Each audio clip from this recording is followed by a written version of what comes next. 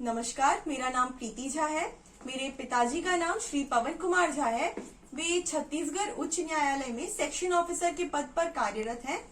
मेरी माँ का नाम श्रीमती पूनम झा है। वे गृहिणी है। मेरा छोटा भाई पार्थ कुमार झा लॉ की पढ़ाई कर रहा है। मैं बिलासपुर छत्तीसगढ़ की निवासी हूँ और मेरा पैतृक गांव ग्राम नरुआर मधुबनी बिहार में है। छत्तीसगढ़ सिविल जज 2020 की परीक्षा में मैंने प्रथम स्थान प्राप्त किया। मैंने अपनी स्कूलिंग केंद्रीय विद्यालय संगठन बिलासपुर से की है। हायर सेकेंडरी में मैंने physics, chemistry, maths main subject लिया था। मैंने 2018 में लॉ ग्रेजुएशन गुरु घासीदास सेंट्रल यूनिवर्सिटी से कंप्लीट की और लॉ ग्रेजुएशन के पश्चात मैंने छत्तीसगढ़ हाईकोर्ट बार एसोसिएशन और छत्तीसगढ़ स्टेट बार काउंसिल में अपना नाम इनरोल करवाया और एडवोकेसी शुरू की। एडवोकेसी के दौरान मैंने ऑनरेबल हाईकोर्ट जजेस को डाइस पर देखा और सुना और उनकी गरिमा और सम्मान से प्रभावित होकर ही मैंने न्यायिक सेवा में जाने का संकल्प किया। छत्तीसगढ़ सिविल जज का एग्जाम 3 चरणों में होता है, प्री, मेंस और इंटरव्यू। प्री के लिए जो 15 सब्जेक्ट्स हैं उनका बेयर एक्ट।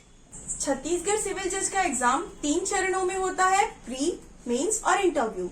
प्री के लिए मैंने संपूर्ण सिलेबस के कमेंट्री बुक्स से तैयारी की। मेंस जिसमें जजमेंट राइटिंग और ट्रांसलेशन है, ट्रांसलेशन के लिए मैंने सारे सब्जेक्ट्स की डिग्लॉट बुक्स रखी थी और उन्हीं से तैयारी की।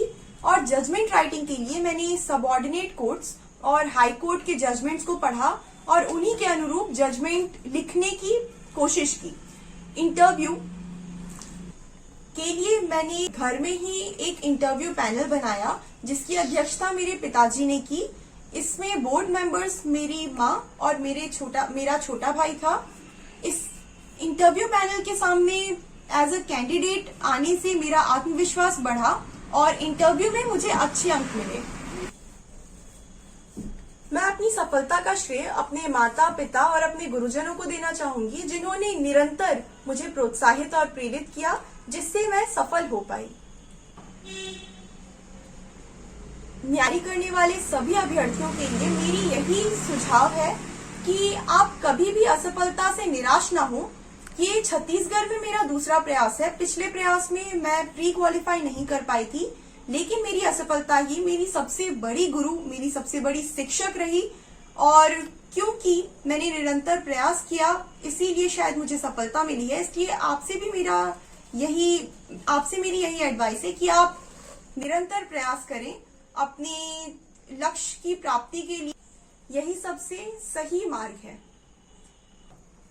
मेरी ओर से आप सभी को अपने आने वाली प्रतियोगी परीक्षाओं के लिए शुभकामनाएं। धन्यवाद।